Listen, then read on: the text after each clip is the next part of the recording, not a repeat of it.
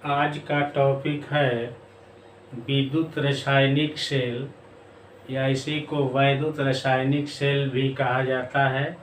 तो देखिए हम लिखने जा रहे हैं हेडिंग के रूप में विद्युत रासायनिक सेल लिख रहे हैं यहाँ पर। अंग्रेजी में इसको पढ़ते हैं इलेक्ट्रो केमिकल सेल। देखिए हमने लिख दिया है हेडिंग के रूप में विद्युत रासायनिक सेल, अंग्रेजी में इलेक्ट्रोकेमिकल सेल लिखे हुए हैं। अब क्या है विद्युत रासायनिक सेल, देखिए लिखने जा रहे हैं डिफिनीशन। वैसी जुक्ति जिसमें रेडॉक्स अभिक्रिया, देखिए हमने लिखा है वैसी जुक्ति जिसमें रेडॉक्स अभिक्रिया द्वारा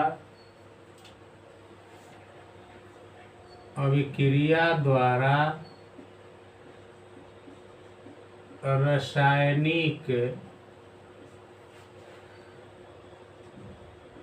ऊर्जा को, हमने लिख दिया है वैसी जुक्ति जिसमें रेडॉक्स अभिक्रिया द्वारा रासायनिक ऊर्जा को विद्युत ऊर्जा में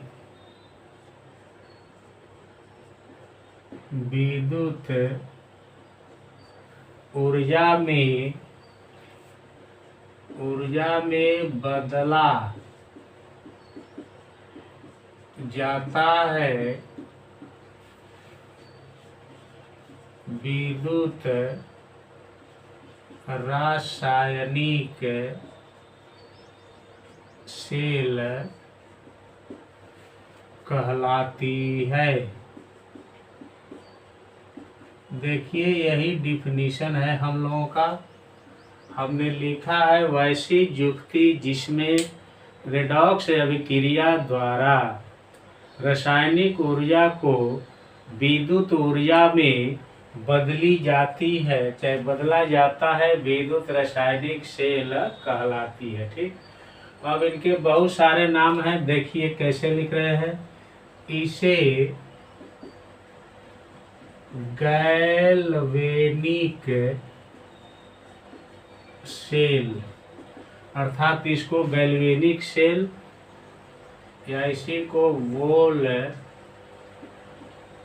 सेल, या तीसरा नाम है रेडॉक्स सेल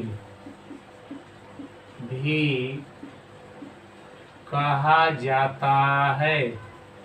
हमने लिख दिया है कि इसे गैल्वेनिक सेल, वोल्टिया सेल या रेडॉक्स सेल भी कहा जाता है। रेडॉक्स सेल इसलिए कहा जाता है कि सेल के अंदर रेडॉक्स अभिक्रिया द्वारा रासायनिक ऊर्जा को विद्युत ऊर्जा में क्या किया जाता है, बदला जाता है, इसीलिए इसे रेडॉक्स सेल भी कहा जाता है। अब देखिए इसका बनावट लिखेंगे, यहाँ पर बनावट लिख दिया ना। बनावट में क्या है देखिए, अब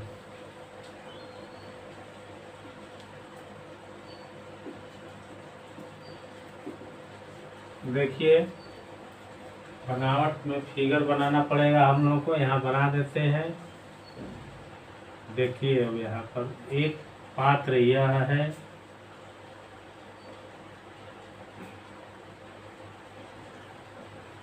एक पात्र यहाँ बना देते हैं इसी तरह का।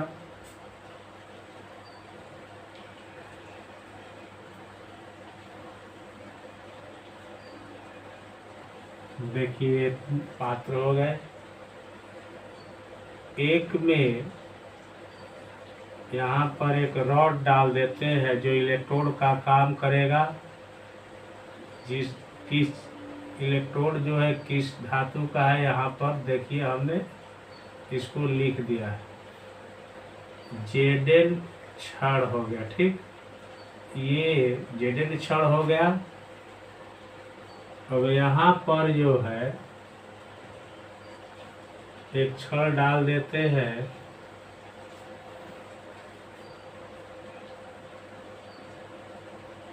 ये जो है कॉपर का छड़ है, Cu लिखेंगे जिसको, Cu छड़ है, ठीक। अब इसमें जो है विलयन भरा हुआ रहता है, देखिए विलयन डाल दे रहे हैं इसमें।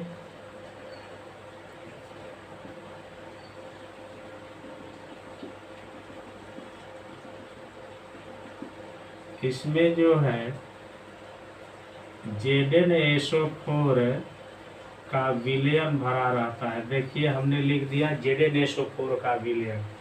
अब इसके अंदर में किस चीज़ का विलयन रहेगा, कॉपर की छड़ है, तो कॉपर सल्फेट का विलयन भरा रहता है इसमें, देखिए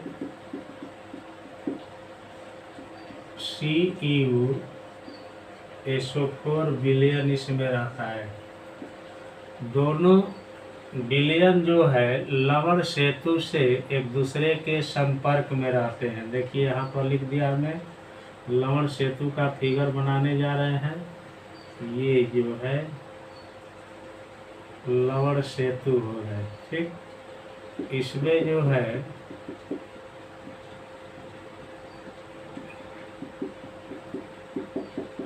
अर्धनिर्मित ठोस भरा रहता है, पेस्ट जिसको कहते हैं हम लोग, अगर चाहे बहुत सारे। ये हो गया लवण सेतु हो गया, ठीक। लवण सेतु हो गए जो दोनों विलयनों के लिए संपर्क का कार्य करता है। अब जो है इलेक्ट्रोड जो है, आपको देखिए इलेक्ट्रोड यहाँ डाल देते हैं ना, इलेक्ट्रोड है यहाँ पर एक, आपको ऐसे लगा रहता है जिसको वोल्ट मीटर या कोई राइटर इसी को एमीटर भी कहता है, इसी को ना एमीटर भी लगा रहता है इसमें। अब जो है इलेक्ट्रॉन का प्रवाह जो है, आपको देखिए ये इलेक्ट्रॉन जो है इधर से इधर जा रहा है, ध्यान से सुनिएगा। इसी आधार पर यहाँ चिन्ह भरेंगे,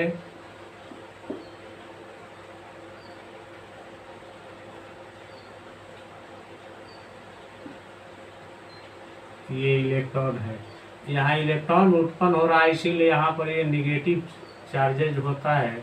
और ये जो निगेटिव रहेगा यही जो है Zn छड़ जो है किसका कार्य करता है, एनोड के रूप में कार्य करता है, ठीक। यहाँ पर ये पॉजिटिव रहता है, पॉजिटिव रहेगा, इसीलिए इसको कैथोड पढ़ा जाता है, इसमें उल्टा होता है थोड़ा। यही जो है इसमें आपको फिगर के रूप में दिखाए हुए हैं, फिर से समझ लीजिए। ये दो पात्र लिए हुए हैं, एक में Zn की छड़ जो है ZnSO4 के विलयन में डूबी हुई है, दूसरे में Cu की छड़ जो है CuSO4 के विलयन में डूबी हुई है। Zn का छड़ एनोड का कार्य कर रहा है और Cu का छड़ जो है कैथोड का कार्य कर रहा है। अब देखिए फिर से समझा देते हैं, यहाँ इलेक्ट्रॉन उत्पन्न होता है, इसलिए इलेक्ट्रॉन पर नेगेटिव चार्ज है, इसलिए इस इलेक्ट्रोड को अर्थात एनोड को नेगेटिव चार्जेस से दिखाया गया। यहाँ पर इलेक्ट्रॉन जो है आकर के यहाँ पर जो है इसमें जो है सम्मिलित हो जाता है, इसलिए यहाँ पॉजिटिव चार्ज होता है। ये वोल्ट मीटर या एमीटर होता है जो धारा के प्रवाह को दिखाता है। और इलेक्ट्रॉन का प्रवाह जो है देखिए एनोड से कैथोड की ओर हो रहा है, और विद्युत धारा का प्रवाह जो है आपको कैसे कैथोड से एनोड की ओर हो रहा है ना। यही जो है आपको विद्युत रासायनिक सेल का जो है क्या है आपका फिगर है। अब इसमें लिखेंगे नीचे चल करके, अब यहाँ पर जो है थोड़ा सा लिख देते हैं, तब मिटा करके ऊपर लिखेंगे। देखिए कैसे लिख रहे हैं, इस सेल में Zn की छड़, देखिए Zn की छड़ लिखा गया है, ZnSO4 विलयन में लिखे। इस सेल में Zn की छड़ ZnSO4 के विलयन में तथा Cu की क्षण, देखिए Cu की क्षण है, CuSO4 विलयन में हमने लिख दिया है CuSO4 विलयन में डूबी हुई है। देख रहे हैं आपको कि डूबा हुआ है, उसी को लिखेंगे कि CuSO4 के विलयन में डूबी रहती है ना। यहाँ पर जगह इसलिए लिख देते हैं डूबी रहती है। ठीक, देखिए Zn की क्षण एनोड का काम करे तो लिखेंगे Zn की क्षण एनोड तथा Cu की क्षण कैथोड का कार्य करती हैं। या देखिए Zn की क्षण जो है एनोड का और जो है Cu की क्षण कैथोड का कार्य करता है, लिख सकते हैं, चाहे करते हैं लिख देते हैं, बहुवचन में है। अब देखिए दोनों विलयन जो है लवण सेतु से एक दूसरे के संपर्क में है। देखिए यहाँ पर, तो इसी को आगे हम लिखेंगे क्या, देखिए समझा रहे हैं ना। लिख रहे हैं यहाँ पर दोनों विलयन लवण सेतु द्वारा, हमने लिख दिया है दोनों विलयन लवण सेतु द्वारा एक दूसरे के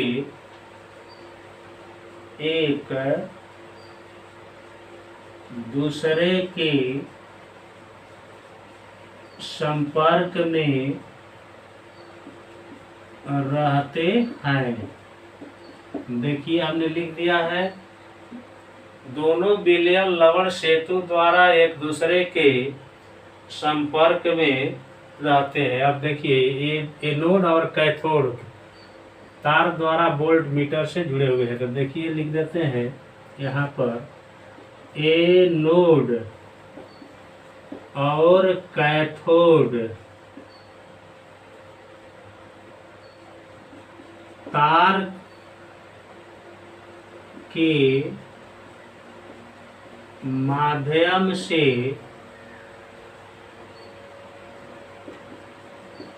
वोल्ट मीटर या एमीटर, कोई राइटर इसको अमीटर भी कहता है, एमीटर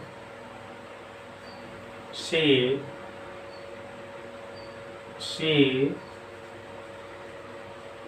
जुड़े रहते हैं। देखिए हमने लिख दिया है कि एनोड और कैथोड तार के माध्यम से वोल्ट मीटर या एमीटर से जुड़े रहते हैं। अब देखिए क्या होता है जब परिपथ पूरा हो जाएगा। अब ऊपर मिटा देते हैं थोड़ा समय के लिए।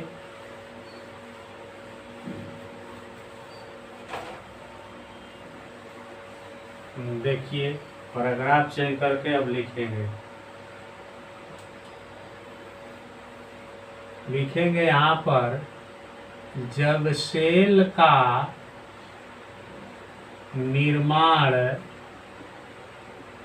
होता है तब, मान लीजिए जब सेल बन जाएगा तब क्या होगा। देखिए हमने लिखा है जब सेल का निर्माण होता है तब बाह्य परिपथ में, देखिए यहाँ लिखने जा रहे हैं बाह्य परिपथ में इलेक्ट्रॉन का प्रवाह। देखिए बाह्य परिपथ में इलेक्ट्रॉन का प्रवाह कैसे हो रहा है, देखिए आप लोग ना। इलेक्ट्रॉन का प्रवाह एनोड से कैथोड की ओर होता है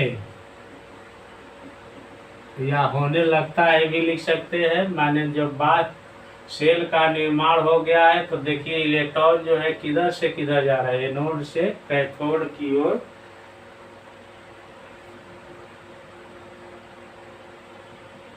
अब देखिए आगे जो है, यहाँ लिख रहे हैं सेल के अंदर निम्न परिवर्तन, सेल के अंदर निम्न परिवर्तन होता है। देखिए क्या होता है, समझिए, ए बी करके लिखेंगे हम। अब देखिए यहाँ से क्या होता है कि Zn जो है आपको Zn आयन के रूप में टूटता है और विलयन में जाता है। तब Zn जो है क्षण जो है यहाँ गलना चालू हो जाएगा और Zn आयन में टूटेगा। और आयन जैसे मान लीजिए यहाँ पर हम अब नीचे थोड़ा मिटा देते हैं समझाने के लिए, या यहाँ पर देखिए समझा देते हैं। मान लीजिए Zn क्षण है, तो Zn क्षण जो है Zn आयन में जब टूटेगा तो 2 इलेक्ट्रॉन यहाँ से निकलेंगे, अर्थात इसके भार में कमी होती जाएगी, गलता जाएगा।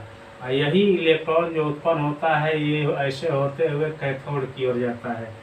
तो ऑलरेडी मान लीजिए ZnSO4 विलयन है, तो Zn आयन और सल्फेट आयन में ये टूटा हुआ होगा अंदर जब विलयन बना होगा।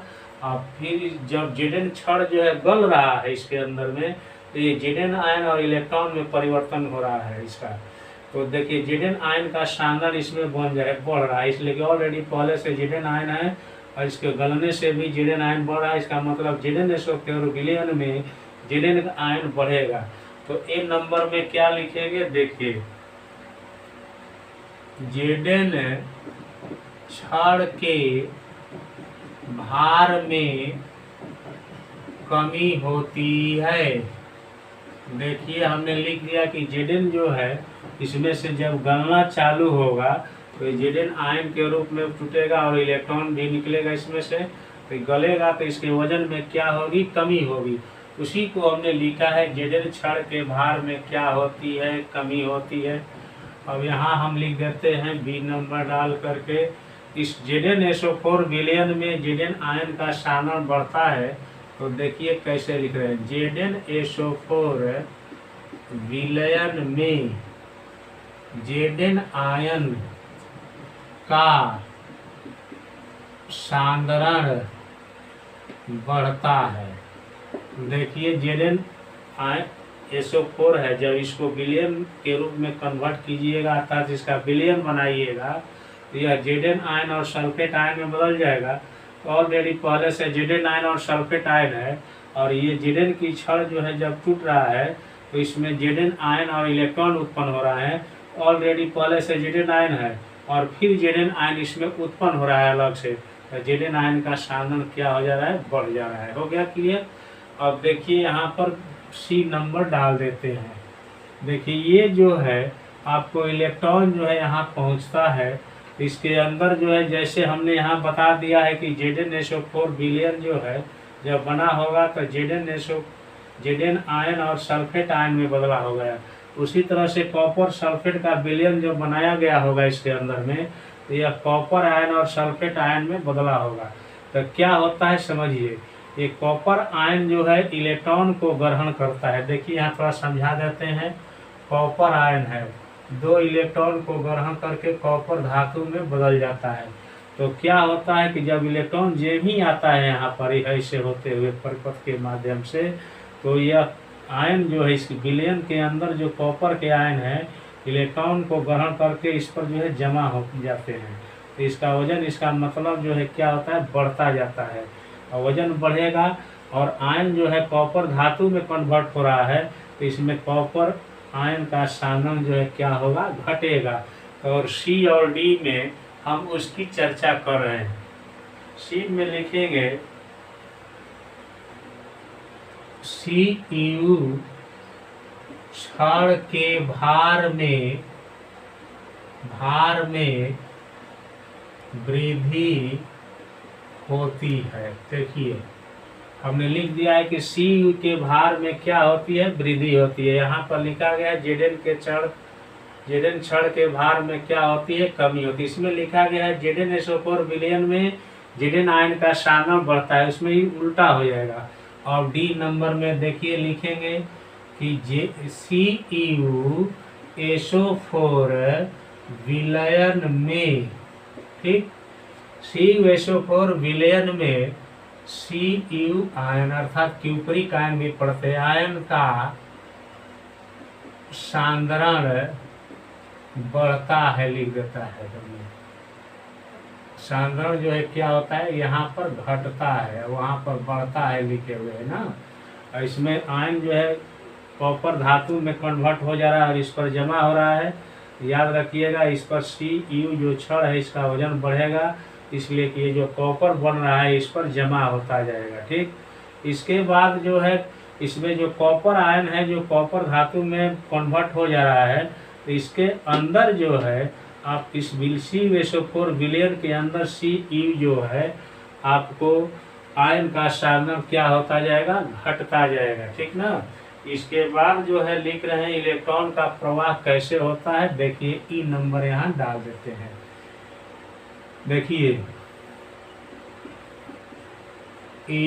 इलेक्ट्रॉन का प्रवाह, देखिए कम जगह है इसीलिए वहीं पर लिख दे। इलेक्ट्रॉन का प्रवाह एनोड से किधर, कैथोड की ओर। इलेक्ट्रॉन का प्रवाह एनोड से कैथोड की ओर तथा लिख दे। विद्युत धारा देखिए इधर से इधर आ रही है अर्थात कैथोड से एनोड की ओर, तथा विद्युत धारा का प्रवाह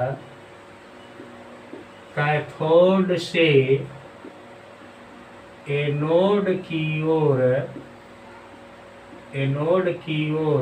होता है, हमने लिख दिया। ठीक। ये लिखा है, फिर से समझ लीजिए। इलेक्ट्रॉन का प्रवाह एनोड से कैथोड की ओर तथा विद्युत धारा का प्रवाह जो है कैथोड से किधर हो रहा है, एनोड की ओर होता है, हमने लिख दिया है।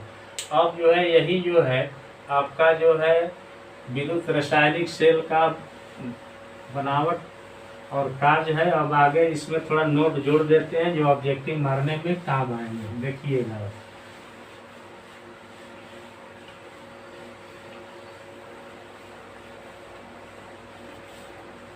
अब सेल के अंदर क्या अभिक्रिया होती है पहले लिख देते हैं, बहुत इंपॉर्टेंट चीज है वह इसी के नीचे। तो देखिए क्या लिख रहे हैं कि सेल के अंदर निम्न अभिक्रिया होती है। देखिए कौन सी अभिक्रिया होती है, तो हमने एनोड पर लिख दिया। हमने एनोड पर थोड़ा फिगर मिटा दिए हैं। एनोड Zn धातु से बना हुआ है। अब देखिए Zn जो है हमने बताया है कि Zn आयन में टूटेगा इसे। अब बैलेंस करने सिखा देते हैं आप लोगों को। Zn एक है, Zn एक है, बैलेंस हो गया है। इस पर कोई आवेश नहीं, इस पर दो पॉजिटिव चार्ज है। तो दो पॉजिटिव चार्ज को उदासीन करने के लिए दो नेगेटिव चार्ज चाहिए अर्थात दो इलेक्ट्रॉन की जरूरत होती है। तो हमने दो इलेक्ट्रॉन लिख दिया, उदासीन हो गया। अब ये ऑक्सीकरण है कि अवकरण है, जिस अभिक्रिया में इलेक्ट्रॉन का त्याग होता है उसको क्या पढ़ते हैं आप लोग, ऑक्सीकरण पढ़ते हैं इसे ना, ऑक्सीकरण कहेंगे। अर्थात एनोड पर क्या होता है, ऑक्सीकरण होता है। अब देखिए कैथोड पर क्या होता है, लिखने जा रहे हैं आप लोगों को, ध्यान से सुनिएगा। हमने कॉपर आयन लिखा हुआ था, वहाँ पर जो इलेक्ट्रॉन है कॉपर आयन को पहले कॉपर धातु में बदल दिया। आप लोगों को समझाने के लिए इलेक्ट्रॉन पहले नहीं लिख रहे हैं। कॉपर एक है और यह कॉपर धातु में बदल रहा है। इस पर कोई आवेश नहीं है, इस पर दो आवेश है। तो दो आवेश प्लस में है तो प्लस को हटाने के लिए दो माइनस अर्थात दो इलेक्ट्रॉन की आवश्यकता होगी। तो दो प्लस जो है दो माइनस से क्या हो गया, उदासीन हो गया। अब इस अभिक्रिया में इलेक्ट्रॉन ग्रहण किया जा रहा है। इलेक्ट्रॉन जो है एरो की बाईं ओर है, इसीलिए मैं यह बता रहा है कि इस अभिक्रिया में इलेक्ट्रॉन ग्रहण किया जा रहा है। तो जिस अभिक्रिया में इलेक्ट्रॉन का ग्रहण होता है उसको अवकरण पढ़ा जाता है। ठीक। अब देखिए, अब एनोड पर ये अभिक्रिया हो रही है और कैथोड पर ये अभिक्रिया हो रही है। तो सेल के अंदर क्या हो रहा है उसको लिख रहे हैं सेल अभिक्रिया। तो सेल अभिक्रिया दिखाने के लिए दोनों को जोड़ना पड़ेगा। अब दोनों को जोड़ने के लिए देखेंगे कि इसमें हटाने वाला पद कौन सा है। तो 2 इलेक्ट्रॉन इधर भी है, 2 इलेक्ट्रॉन हटने लायक है और दोनों की संख्या बराबर है, अपने आप पड़ जाएंगे। तो हमने पहले लिख दिया Zn, इसके बाद कॉपर आयन लिख दिया जिसको क्यूप्रिक आयन भी पढ़ते हैं। यहाँ पर हमने Zn आयन लिख दिया प्लस C, वे रिएक्शन हो गया।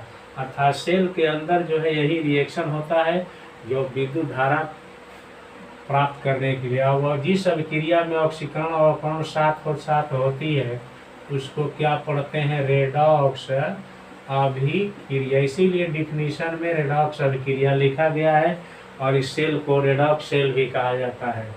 अब देखिए आगे नोट लिखने जा रहे हैं। अब क्या है देखिए, नोट में ऑब्जेक्टिव मारने में काम आएगा। देखिए एनोड ना, एनोड ऋणात्मक लिख दिया है। एनोड ऋणात्मक बिंदु के रूप में देखा हुआ कि एनोड पर माइनस चार्ज लिखे, तो एनोड ऋणात्मक बिंदु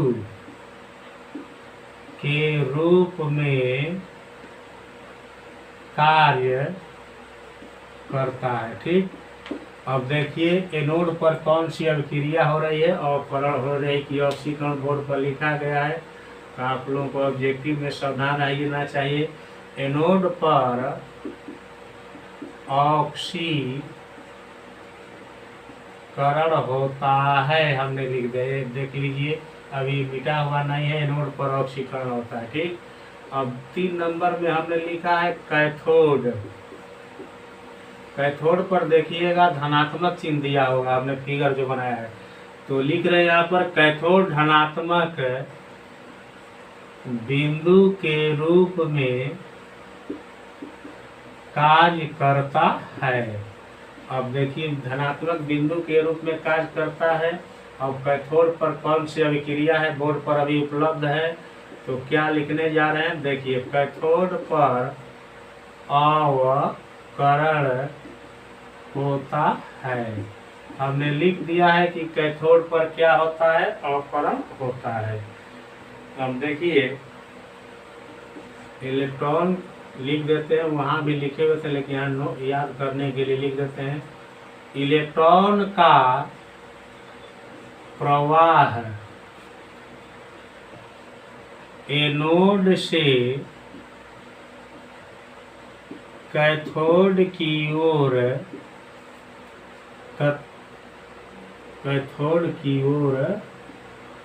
तथा